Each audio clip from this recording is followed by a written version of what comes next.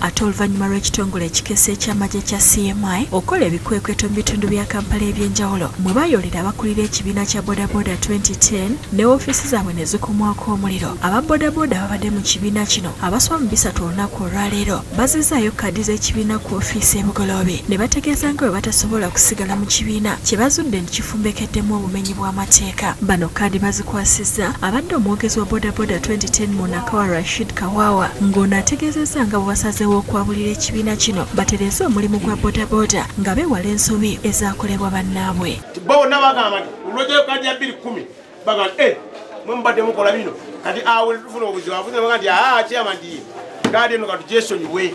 Asabye abagoba ba bodaboda yonna gye bali babeere bakakamu baleme okweyingiza mu bikolwa eby'obumenyi bw'amateeka naddala okwekalakaasa ng'agamba nti bagudde ne mu lukwe lw'ekitongole kya KCC ne minisita wa Kampala okwagala okweddiza omulimu gwa bodaboda. Kati bino byonna bye babadde mu kafubo okulanga byonna bikomawo.